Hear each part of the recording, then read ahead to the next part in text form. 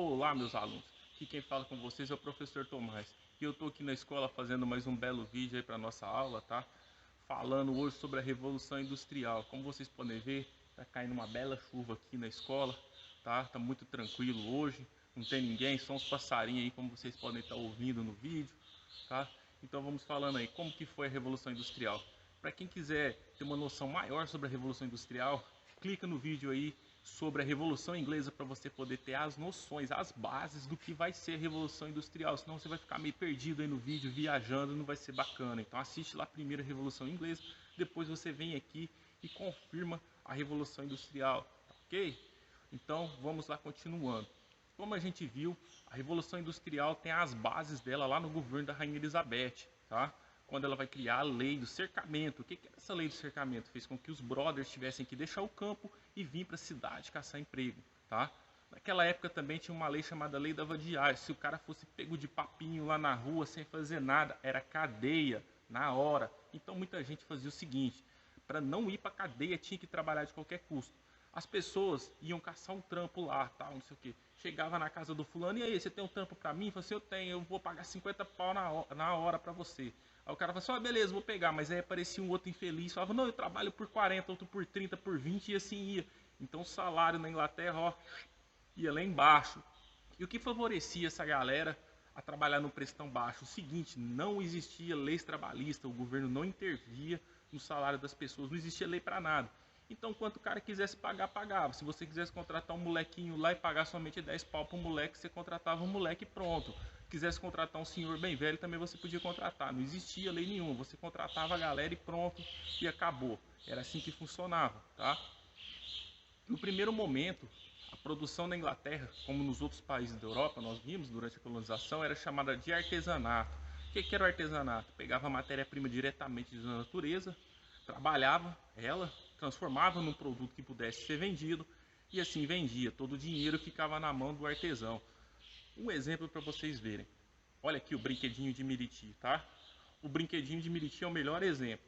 O cara, o artesão, né, vai lá, pega a madeira do Miriti, trabalha, constrói esse bonequinho e vende na sua própria loja. Ou seja, o lucro é todo dele e a família dele que trabalha naquilo, tá? Só que, no entanto, esse tipo de produção ela é cara, faz produtos caros, porque a pessoa domina todo o processo de produção, tá? Não é um trabalho especializado.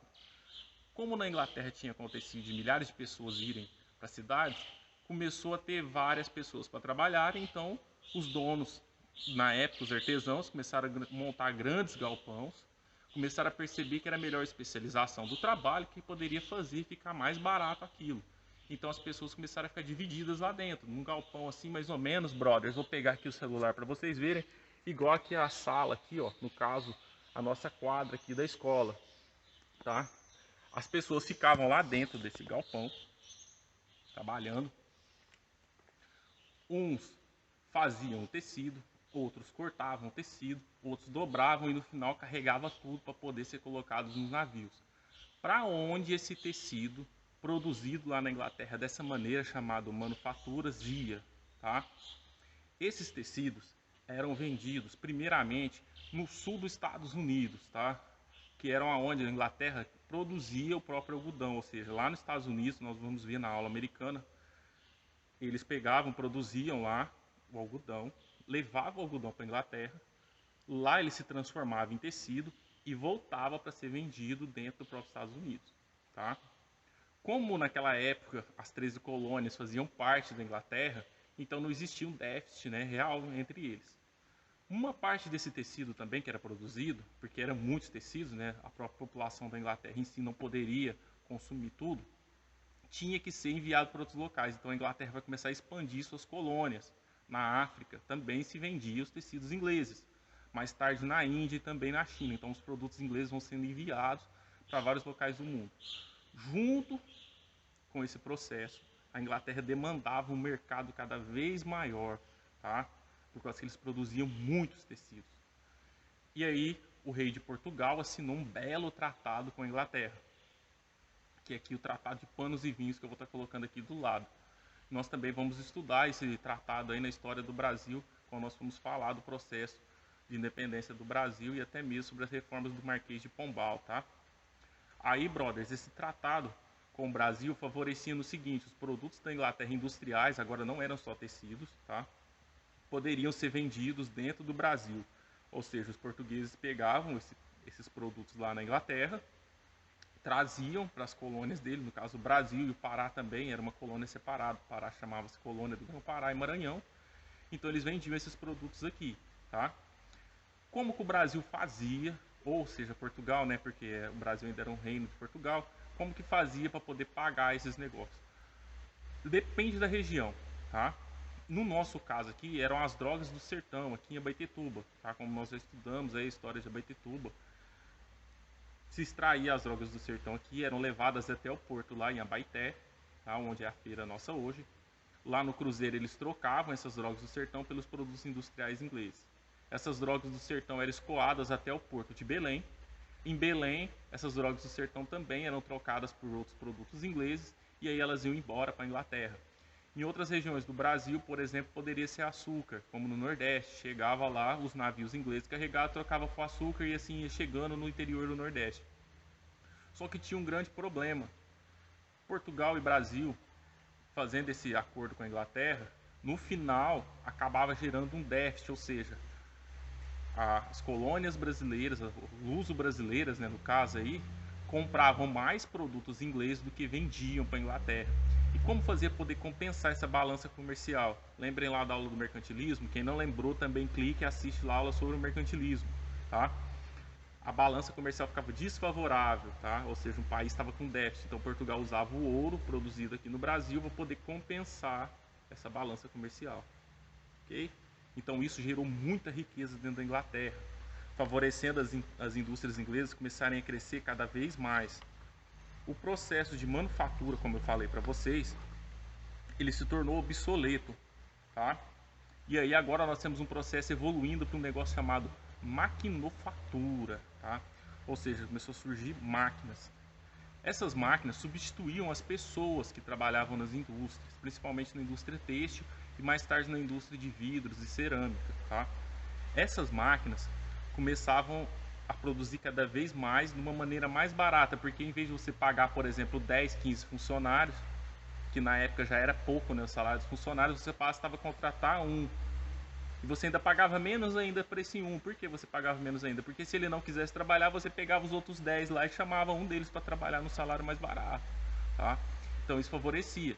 A outra coisa, a Inglaterra, para poder fazer essa revolução, tinha que fazer as máquinas funcionarem. Como as máquinas funcionavam? Era com energia elétrica bacana? Não, eram as máquinas a vapor, tá? Para poder fazer a máquina a vapor funcionar, você tem que ter carvão. Então florestas como essa aqui podiam ser utilizadas? Sim, podiam. Mas isso para a Inglaterra já não era tão viável mais, tá? Por causa que o carvão da madeira não atingia as temperaturas ideais de forno de fusão para poder produzir o aço. Grande parte da paisagem na Inglaterra também já havia sido modificado, tá? Por que havia sido modificado? Conforme foi avançando a indústria têxtil, as florestas sumiram, tá? Aonde não se plantava algodão, porque na Inglaterra não dava para plantar algodão por causa do clima frio, ou seja, criava-se ovelhas, também tiveram que retirar as ovelhas, começaram a plantar batata, começaram a plantar outras coisas como trigo, para poder sustentar a população. Afinal de contas, esse povo que trabalhava tinha que comer, então também era necessário produzir comida. Então várias áreas agrícolas tinham surgido e a floresta em si tinha se desaparecido. Então agora tinha que tirar o carvão diretamente das minas, que é aquela subterrânea que o brother entra, como vocês estão vendo aí na fotinha do lado.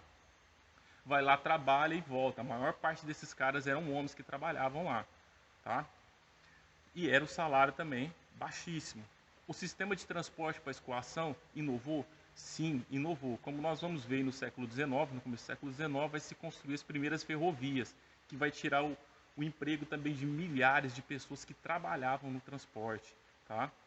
Aí, brothers, a situação ficou muito tensa, porque a população da Inglaterra recebia baixos salários, como vocês sabem, já acabei de falar para vocês, moravam em bairros horríveis, imundos, tá? A pobreza deles era muito grande. Tem muitos filmes que mostram essa realidade da Revolução Industrial na Inglaterra, tá? E em contrapartida, a burguesia da Inglaterra se tornava cada vez mais forte, tá? Por que eles se tornavam cada vez mais fortes e mais ricos? Porque eles não dependiam só do mercado inglês para poder vender. eles dependiam do mercado mundial. E como eles eram o único país da época que estava se destacando com as indústrias, então eles tinham grande vantagem comercial, eles podiam vender em qualquer local. Tá? Desse sentido vai surgir dentro da Inglaterra duas classes sociais. Quais são, brothers, essas duas classes sociais? A primeira é a burguesia, como nós já falamos várias vezes desses brothers. Tá? Eles eram quem controlava a parte rica da sociedade. Muitas pessoas pensam que burguesia só é o comerciante. Não, brother, tem a burguesia industrial, tá? Tem a burguesia que são ligados também a sistemas bancários, tem burguesia ligada a sistemas de transporte, então é a burguesia toda aquela classe que conseguia controlar os meios de produção. E em contrapartida tinha as pessoas que só trabalhavam, que eram chamados proletariados. Por que eles receberam esse nome? Porque para os autores da época, que nós vamos ver, que vão explicar a origem do capitalismo, os pobres só tinham como propriedade os próprios filhos, ou seja, a sua prole, por isso proletariados, ou seja, o dono dos seus filhos. Aí, brothers, como vocês podem estar observando já várias imagens, nós vamos ver assim, dentro das fábricas priorizando o trabalho infantil e trabalho feminino, enquanto dentro das minas de carvão o trabalho dos homens. Tá? Nos bairros, como eu mostrei para vocês aí, a pobreza era muito grande. A mudança de paisagem na Inglaterra, como eu já falei para vocês, também foi muito grande. E isso começou a afetar o mundo todo. Todo mundo começou a se ligar de uma maneira à Revolução Industrial. Então ela praticamente começou a se tornar algo global. Tá? Aí, brothers, muitos de vocês vão falar assim, professor, e os outros países não queriam alcançar a Inglaterra? Também não queriam se tornar países industrializados? Sim, com certeza queriam. Como vocês vão assistir em outras aulas, não sei quem já assistiu aí a aula do Segundo Reinado, vai ver que o Brasil vai tentar também se industrializar, Estados Unidos vai se industrializar, vamos ter a segunda Revolução Industrial e até mesmo a Revolução Francesa, reflexo disso. Então, vocês vão assistindo esses outros vídeos para vocês compreenderem como foi essa questão da industrialização. E lá na Inglaterra, continuou a pobreza? Sim, continuou a pobreza, mas, no entanto, a população começou a se mobilizar para poder ter melhores condições de trabalho. Tá? A primeira organização das classes trabalhadoras foi chamada de sindicato, e é assim até hoje, quando as pessoas que trabalham no mesmo setor se organizam. Tá? Atualmente existe também o sindicato dos patrões, ou seja, os donos das empresas também se organizam em sindicatos. Para vocês terem noção, o sindicato, nós temos sindicatos rurais, como aqui no campo, né, vocês já viram, né, o sindicato dos trabalhadores rurais, existem sindicatos de condomínio, então isso se tornou uma associação bastante comum, não só da classe operária, mas também tomada pela própria elite. Ok? Dentro da questão dos operários, no primeiro momento, eles vão começar a fazer um negócio chamado cartismo. O que era isso? O cartismo vai nascer lá em Londres, que são as pessoas que escreviam cartas para o parlamento, tá? Exigindo melhorias na condição de trabalho. Esse movimento vai conseguir com que algumas legislações sejam aprovadas na época. Tá? Na época que começaram essas mobilizações, muitos viram isso como o fim do capitalismo. Foi criticado, extremamente criticado a postura dessas pessoas. Houve muita porrada, pessoas que iam para a rua para poder reivindicar eram presas, tomava porrada mesmo, a polícia ia lá e descia o cacete em todo mundo, tá? Então também vai surgir um negócio chamado ludismo, tá? O que era o ludismo? O ludismo, as pessoas começavam a querer quebrar as máquinas para poder solucionar o problema da industrialização. Só que isso foi uma coisa que pode se falar errada. Por quê, brothers? Porque quando eles quebravam a máquina, o cara, né, dono da máquina, tinha um prejuízo e geralmente contratava outras pessoas e comprava máquinas completamente novas. Fora também que vai surgir as seguradoras, né? Empresas que faziam seguro dessas fábricas. Então as seguradoras simplesmente pagavam a indenização para o dono da fábrica e tudo se organizava. E aí eles perceberam, brothers, que eles tinham que continuar se organizando dentro da maneira do sindicato e fazendo reivindicações, principalmente frente ao parlamento. Como nós já vimos lá na Revolução Inglesa, quem assistiu lá a aula da Revolução Inglesa vai ver que o parlamento poderia ter seus representantes. Então o povo vai começar a se mobilizar para poder pedir os representantes dentro do parlamento. Então nós vamos ver aí que a política também na Inglaterra vai começar a mudar. Tá? Tanto é que, se talvez a política da Inglaterra não mudasse, nós poderíamos falar que a Revolução Russa não teria nem acontecido na Rússia. A Inglaterra poderia ter tido a primeira Revolução Socialista. Mas isso é um assunto especulativo para outro vídeo e para uma outra hora. Então espero que vocês tenham compreendido essa primeira parte da Revolução Industrial. E depois nós vamos voltar com outro vídeo falando mais detalhes sobre a Revolução Industrial. Então até a próxima, meus brothers!